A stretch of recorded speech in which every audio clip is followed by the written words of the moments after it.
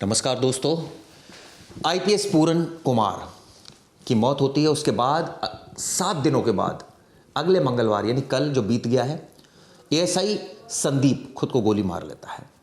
7 दिन के बाद ईमानदारी जागती है और वो कहता है मैं भगत सिंह का भक्त हूँ, और उसके बाद तमाम गंभीर आरोप लगाता है पूरन कुमार के खिलाफ। कहते हैं ये तो भ्रष्टाचारी है, ये ईमानदार अफसरों को परेशान कर रहा था। लेकिन इन सबके बीच जो एक नाम घूम कर आ रहा है वो है राव इंद्रजीत, गैंगस्टर राव इंद्रजीत। कौन है ये? हिमांशु भाऊ जो गैंगस्टर है उसका खासम खास है, और ये धमकाने का काम करता है।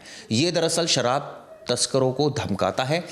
अब इसका रोल ये सामने आ रहा है, एएसआई ने मरने से पहले कहा कि 50 करोड़ की डील हुई और उसके बाद राव इंद्रजीत को बचाया गया। किसने बचाया, क्यों?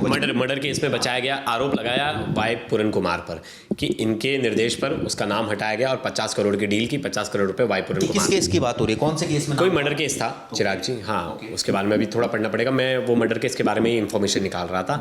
लेकिन 2 सवाल थे। राव इंद्रजीत वैसे भी, और देखिए हिमांशु भाऊ शराब कारोबारियों को टारगेट पे तो रखता था। हिमांशु भाऊ के ही लोग अब शराब कारोबार में आ गए थे हरियाणा में। आपको याद होगा रोहतक में एक सोनीपत में एक फायरिंग हुई थी, एक आदमी को मार दिया गया था, उसकी मां के सामने गोली मारी गई थी। सीसीटीवी फुटेज आया था, वो भी शराब कारोबारी था, और उसको जिसने मारा था वो हिमांशु भाऊ गैंग ने मारा था। और ये जो कारोबारी है जिसने एफआईआर दर्ज कराई थी वाई पूरन कुमार के गनर के खिलाफ, वो भी शराब कारोबारी, और उसने कहा भी हिमांशु भाऊ गैंग के लोग इसमें आ गए हैं और वो मुझे काम नहीं करने दे रहे, और इसी बिहाफ पर मैंने पुलिस से प्रोटेक्शन ली थी, और इन्होंने मुझे धमकाया कि काम करना है। तो यानी जो काम बदमाश कर रहा था, एक तरह से जो धमका रहा है, वही काम पुलिस कर रही थी। आरोप था शराब कारोबारी का। हाँ, शराब कारोबारी का आरोप था, और उसी आरोप के बिहाफ पर तो पुलिस कर क्या रही है? ये बदमाश वहां पर हिमांशु भाऊ का गैंग वहां एक्टिव हो रहा है, वहां रोहतक पुलिस, वहां हरियाणा पुलिस कर क्या रही है? क्या गठजोड़ है क्या इनका? हरियाणा पुलिस एनकाउंटर नहीं कर पा रही ना, जैसे यूपी पुलिस कर रही है। यूपी पुलिस में बता दो कोई एक गैंगस्टर एक्टिव हो। आज मैं यूपी पुलिस का डाटा पढ़ रहा था, 2017 से लेके अभी तक 15,000 से ज्यादा एनकाउंटर किया यूपी पुलिस ने, 250 से ज्यादा अपराधी मारे गए। इतनी कड़ाई है। मैं नोएडा में रह रहा हूँ, जिस नोएडा के क्षेत्र में बोल सकता हूँ कि 1 बजे के बाद कोई आपको क्लब्स ओपन नहीं मिलेंगे, आपको कोई रेस्टोरेंट वैसा ओपन नहीं मिलेगा, आपको कोई नहीं, रोड पे शांति मिलेगी। रात को 2 बजे भी लड़कियां निकल सकती हैं। लेकिन सवाल ये उठता है प्रवेश कि ये गठजोड़ है या नहीं है, पहली बात। दूसरी बात, राव इंद्रजीत का नाम सामने आ रहा है। एएसआई ने पहले दिन, जिस दिन ये सुसाइड हुआ, जिस दिन ये वाई पूरन कुमार ने खुद को गोली मारी, आपको तो सब पता था। एएसआई को ये पता था कि वो डील हुई है, तो इन्होंने 7 दिन के बाद मुंह क्यों खोला, और मुंह खोलने के बाद मर क्यों गए? और चिराग जी उन्होंने जो बोला ना, ऐसा लगा टाइपराइटर बोल रहा है। हाँ। मतलब मैं टाइपराइटर क्यों बोल रहा हूं? उन्होंने किसी और को ईमानदार बताने पे ज्यादा जोर दिया कि हमारे एसपी साहब ईमानदार हैं, नरेंद्र बिजानिया जिनका नाम है, हमारे डीजीपी साहब ईमानदार हैं। अगर कोई इंसान, अगर मुझे बताना है कि आप ईमानदार हो, और मैं खुद जान दूंगा आपको ईमानदार बताने के लिए, क्यों दूंगा भाईजान? कुत्ता काटा है मुझे। जान देने की जरूरत क्या पड़ गई कि आपको विश्वास नहीं सिस्टम पर? मैं भाई आपके लिए क्यों जान दूंगा कि ये मेरे सर बहुत ईमानदार है, इनकी ईमानदारी के लिए मैं आपको बता दूं, एएसआई संदीप लाठर ये वो जांच का हिस्सा थे जिन्होंने सुशील को पकड़ा था। सुशील जो खासम खास है पूरन कुमार का गनर था, और ये एफआईआर कॉपी भी सामने आ गई जिसमें ये पैसे मांग रहा था और ये कह रहा था मंथली पहुंचानी है पूरन कुमार को, और पूरन कुमार डिमांड कर रही है, इस तरह की बातें कर रहा था। और इस जांच का हिस्सा एएसआई थे। एएसआई को मरने की क्या जरूरत पड़ी अपनी ईमानदारी साबित करने? बिल्कुल, और अपनी ईमानदारी क्या, उसके ऊपर तो कोई आंच भी नहीं था ना, उसका कहीं तो डर किस बात का? पोस्टमार्टम पे नाम नहीं था। वही डर किस बात का डर था? और अपने सीनियर अधिकारियों के लिए इतना महिमा मंडन करके कोई जान देता है, ये तो मैंने पहले कभी नहीं देखा है कि इतना महिमा मंडन करके जा रहा है कि मेरे सीनियर अधिकारी इतने ईमानदार है, एसपी साहब तो बहुत ईमानदार है, डीजीपी साहब जैसा तो कोई आदमी नहीं। ये करने की क्या जरूरत? और ये बताइए, एएसआई को ये बात पता थी कि ये डील हुई है 50 करोड़ की, और उसमें हिमांशु उसमें जो गैंगस्टर है उसको बचाया गया है, तो पहले क्यों नहीं इन्होंने आवाज बोली? पहले क्यों नहीं बोला? अगर और ये बात पता थी, अगर पूरे डिपार्टमेंट को ही पता थी, तो मतलब पूरे डिपार्टमेंट ने ये बात क्यों नहीं, इसमें एफआईआर दर्ज हुई, क्यों नहीं इसमें कुछ बोला गया? फिर ये केस इनके मतलब आईजी साहब के ट्रांसफर के बाद ये केस क्यों खुला, जो गनर वाला था, जो गनर ने फिरौती मांगी? ये भी खुलना चाहिए था ना कि कैसे गैंगस्टर को बचाया जा रहा है। मतलब जो आरोप है ना चिराग जी, और जो टाइमिंग है बिल्कुल मैच नहीं कर रही। बहुत गड़बड़ लग रहा है, बहुत गड़बड़ लग रहा है, मतलब बहुत ज़्यादा गड़बड़ लग रहा है। वो जो बातें बोल रहे हैं वो आधे से ज़्यादा बातें तो उसकी बातों से ऐसा लग रहा है कि पॉलिटिकल बातें बोल रहा है वो। मतलब एक अलग इशू है, लेकिन सवाल ये उठता है कि 7 दिन के बाद मरने की जरूरत क्या पड़ी? दूसरा, 7 दिन के बाद ईमानदारी वाली सारी बातें करने की क्या जरूरत पड़ी? और के सामने चले जाता है। मैं बोल रहा हूँ एसआईटी की टीम तो गठित की गई थी ना, एसआईटी टीम के सामने जाके ये सब बातें बोल देते हैं। आपको किसी चीज का डर था क्या एएसआई को? अगर डर था तो किससे डर था? क्या किसी गैंगस्टर से डर था या किसी पुलिसकर्मी से डर था जो सीनियर पुलिस अधिकारी है? साफ साफ क्यों नहीं बताया?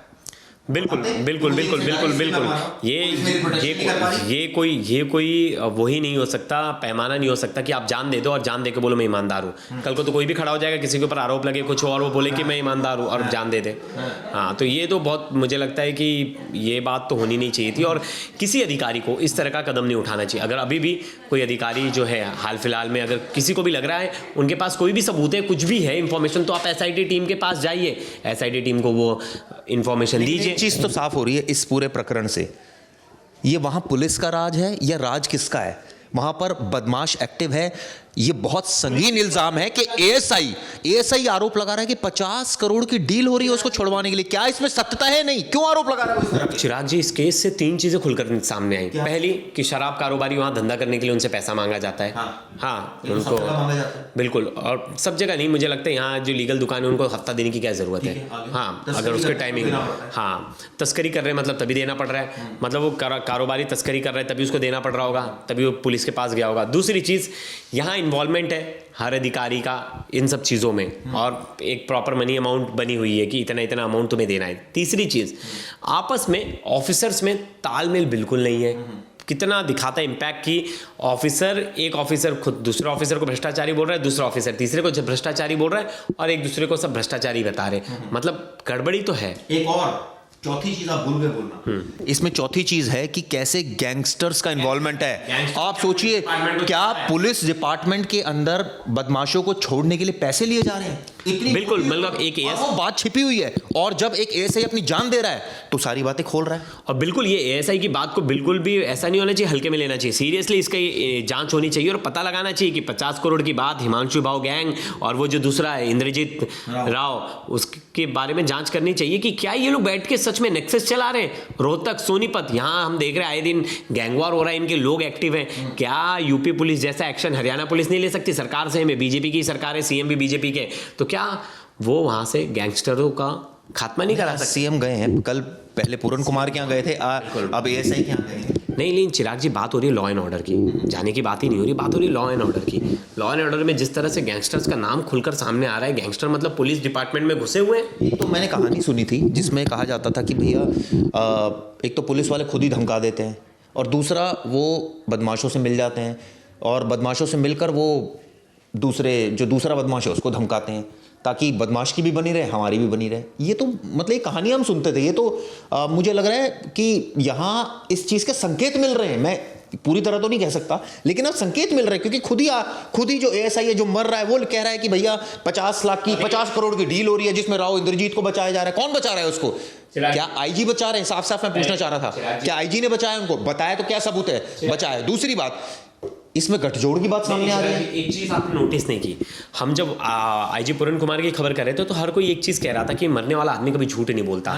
मुझे लगता है उस बात को कहीं ना कहीं टैकल करने के लिए कि ये भी अपनी जान दे रहा है, ये भी मरते टाइम इसने बहुत कोई सबसे आखिरी काम हो। सुनिए तो अपनी जान दे रहा हो, जाते जाते इसने बताते गया, तो अब ये भी नहीं बोल सकते कि ये झूठ बोल रहा है सच। अब ये भी कोई इंसान अपनी जान दिया है तो ये भी जाते जाते सच बोल कर जा रहा है। लेकिन भाई साहब, आपको कोई डर होगा ना, आपको कौन सा डर है जो आप अपनी जान दिए जा रहे हो बिना जान दिए? वाई पूरन कुमार को कौन सा डर था?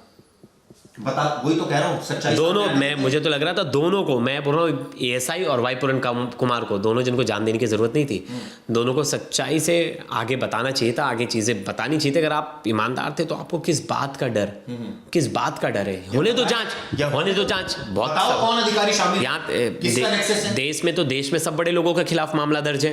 राहुल गांधी के खिलाफ कितने सारे मामले दर्ज है। इसका मतलब ये तो नहीं कि पहले दिन मामला दर्ज हो गया तो आरोपी सिद्ध हो गए।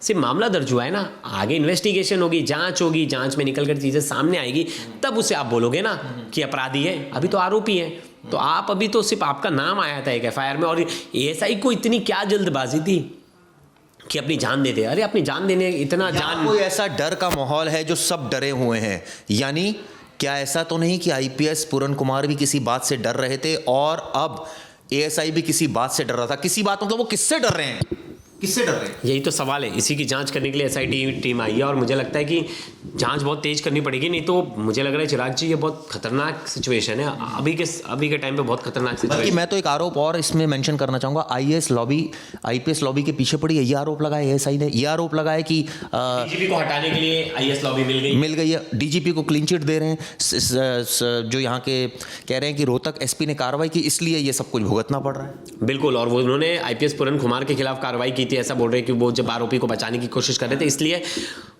उनके ऊपर नकेल कसी जा रही है और उनके ऊपर ये इल्जामात लगाकर आईएएस पूरन कुमार ने। मैं एक और सोशल मीडिया पर चीज़ देख रहा था जिसमें ये कह रहे थे लोग कि एएसआई तो अगर मान लो एंटी थे पूरन कुमार के, पूरन कुमार ने तो अपनी जान दे दी थी, तो एक तरह से कहा जाए कि अच्छा, लेकिन ये एएसआई को ईमानदारी के लिए अवार्ड भी मिल चुका है। हाँ, मतलब अच्छे काम और अच्छे वर्क के लिए उन्हें सीएम की तरफ से अवार्ड भी मिल गया। तो ऐसे ऑफिसर जान दे रहे वाई पूरन कुमार, एएसआई, फिर बोला जाता है कि डीजीपी के बारे में भी बोला जाता है कि वो अच्छी छवि के ऑफिसर हैं, उनके बैच के जितने लोग हैं वो बोलते हैं बहुत अच्छी छवि के ऑफिसर हैं।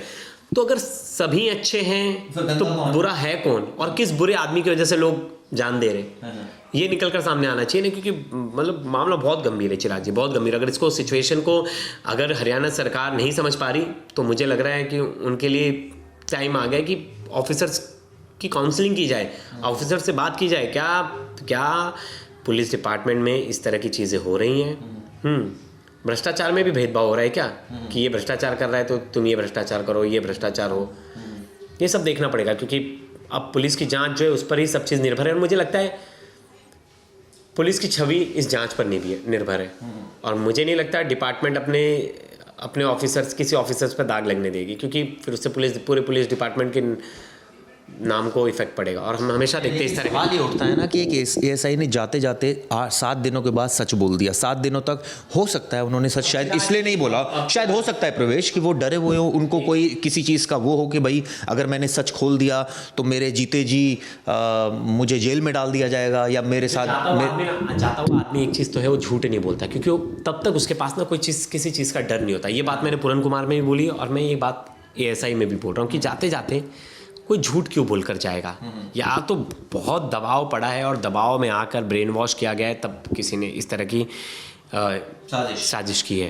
तभी पॉसिबल है, नहीं तो जाता हुआ आदमी कभी झूठ बोलता तो आपका कहना है पूरन कुमार भी जाते हुए सच बोल गए और ये एएसआई भी सच बोल गए? हाँ, झूठा हम किसको बोलेंगे, लेकिन यहाँ सस्पिशियस है, यहाँ एक चीज़ सस्पिशियस है, जिस तरह से उनकी जो बातें हैं, देखिए हम तो बात सुनेंगे ना, हमने जो बातों को डिकोड किया उनकी बातों से साफ जाहिर है कि वो अपने सीनियर अधिकारियों को बार बार ईमानदार बताने की कोशिश कर रहे हैं। क्या ज़रूरत आन पड़ी है अपने सीनियर अधिकारियों को ईमानदार बताने के लिए? आप इन्वेस्टिगेशन में बता देते जाके, आपका नाम थोड़ी ना था किसी जाँच में, तो आपको क्या जान देने की? आप बोल रहे हैं भगत सिंह का हूँ, भगत सिंह को फॉलो करता हूँ, तो भगत सिंह ने डेयरिंग दिखाई थी, भगत सिंह ने जाके सबके सामने अपनी बात रखी थी। आप भी जाके अपनी बात रखते, बिना जान दिए भी आप बात रख सकते थे, एसआईटी के सामने, मीडिया के सामने आ जाते, बोल देते, नौकरी से ही आपको बर्खास्त किया जाता, मीडिया के सामने आ जाते, पूरी चीज़ कह देते, इनडिसिप्लिन मैनर के वजह से आपको हटा दिया जाता पद से। लेकिन आप तो रहते, आप तो लड़ते, मामले की जांच कर रहे थे ना, उस मामले की जांच कर रहे थे जिसमें खुद आईजी पूरन कुमार का नाम आया,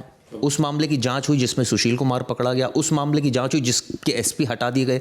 तो क्या अब आपको डर था कि आपको हटा दिया जाएगा या आपके खिलाफ भी मुकदमा दर्ज कर दिया जाएगा आने वाले वक्त में कि ये तो गलत मामला दर्ज हो गया? हाँ, ये भी हो सकता है, इस बात को भी गंभीरता से लेना चाहिए कि क्या ये मामला तो ऐसा नहीं कि ज़बरदस्ती गलत मुकदमा दर्ज कराया जा रहा था जिसके बाद सबको लगा कि हम लोग भी फंसेंगे इस वजह से। एक आदमी तो डर की वजह से चला गया, बदनामी की वजह से चला गया, और ये सारे इसलिए चले गए क्योंकि इनका राज खुल ये सब चिराग जी कयास है, और मुझे लग रहा है कि हमें ज़्यादा अब कयास नहीं लगाने चाहिए। हमें जो बातें नज़र आ रही हैं वो लग रहा है कि पूरा मामला गड़बड़ है। ये वीडियो कैसे लगी ज़रूर बताएगा। धन्यवाद।